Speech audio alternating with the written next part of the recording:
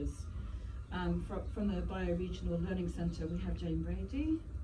Jane, thank you. From the Friends of the River Dart, we have Hannah Pearson. Thank you, Hannah. From the Devon Wildlife Trust, we have Hetty Lewis. Thank you. We have Jack Middleton from the West Country Rivers Trust. There you are. Thank you, Jack. And from our hosts here, from Kingsbridge Community College, we have Janie. Thank you, Janie. And actually, what a brilliant venue this is. You know, it's just fabulous to be here on a beautiful day as well. Thank you.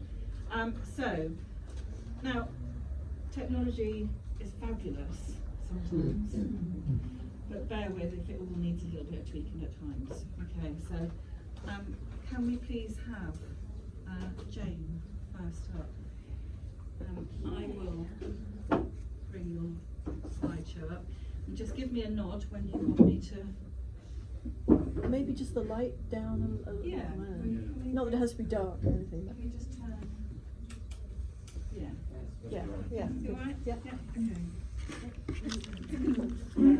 I was trying to remember. Sorry, we're looking for a phone. I was trying to remember the slides that I put together for this. It's not going to be a particularly narrative presentation, but just to give you a flavour of what we do at the Bioregional Learning Centre and the kinds of engagement that we participate in and lead on. So the Bioregional Learning Centre works within South Devon. We're based in Totnes, and we have been active for about 5 or 6 years now. And one of the first things we did back in 2018, am I right? 2017, was a learning journey, and the learning journey took about 15 people or so, all around the bioregions. So we went from city to moor to coast, and what was the fourth one? City, coast, moor, river. And we met experts along the way, and it was a sort of collaborative experience. And I'm totally spacing on your name now. Kim came on that. So we work within South Devon, which is, as you know, an area of urban and rural, sea and land. We've got extremes of human poverty and natural beauty. And it's also how human societies have organized themselves for millennia. So we kind of felt like we live here, this is our place, this is where we should start working. So these are the kinds of things that we have done, and I've got the actual, this is the actual charter here that we launched. Is anybody familiar with the Dart Charter? No, okay. So we did a piece of work. It's the UK's first river charter, as it happens, and we talked to, I don't know, over 2,000 people. We collated all the things that people valued about living by the river, and we put it together into this charter, which lives on the Dartington Trust website. So if you would all, it'd be great if you just would remember to go and sign up, read it, and sign up to the charter. And this was for just one section of the river. It's the part of the river that wraps around the Dartington estate. So the idea was, let's make a charter and then maybe go upstream, downstream, create a series of charters that we could then bring into one big river charter for the whole Dart. So that's kind of where we started, and we were in the Sunday Telegraph magazine way back when in 2021.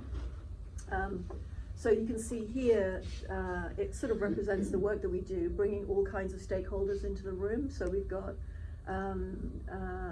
swimmers, kayakers, policymakers, fishers, and this is actually that little beach on the Dartington estate right there.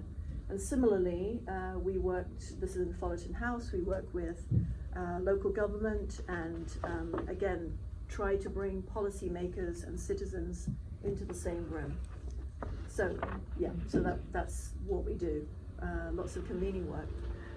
So here is an example of some, this is fairly current work. We're thinking about the idea of bioregional adaptation hubs so that we can really start to think about how we adapt to climate change and how things need to be mitigated. So this is the beginning of a process for that. How many people are familiar with Devon Doughnut economics? Anybody familiar with? Okay. So are you also familiar with the Devon Doughnut? Has anybody heard of that specifically? Yes? Okay. So we back in whenever that was, there was a big conference called Regenerate Devon, and everybody, 600 people, were really inspired by the idea of Doughnut economics. Why don't we do something for Devon? So we kind of let that sit for a couple of weeks, and we thought, well, we're just going to do something. If nobody's taking up the mantle, then we'll begin the process. So we began with 4 people. We now have about 190 people who I would say are invested in the process. It took us a year to do it. We met once every 2 weeks for an hour and a half. That's a lot of investment from a lot of people. And so we created the Devon Doughnut. If you go to devondoughnut.org, you can see an interactive version of the donut. And it's quite, I don't know how much time I've got, it's quite a sort of a, yeah? Yeah. It's quite an interesting process whereby we have twin tracks for citizens and policymakers, and we ended up with 44 potential projects. So, and that's like a year of unpaid work that we did there. I can't remember what, yeah, so I think you've heard a little bit about Saltmarshes from Nigel. He's part of the team, as our Devon Wildlife Trust. It's a small project funded by the Environment Agency, and it would be great if everybody did the poll. That's the QR code for the poll. It's also on our website.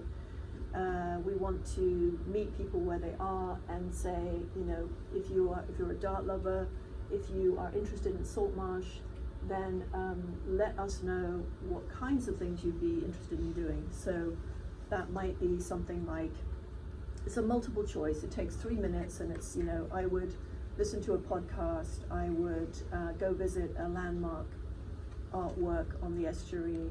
Just tick off, you know, the things that you would do, and then we want to take that and move it into phases 2 and 3 of the project. Okay, thank you. Yeah? Thank you very much. Yeah. So if you would like to talk more to Jane about that project and get some ideas and you know, a bit for further discussion, then do that at the end. You'll join Jane's group there. Thank you.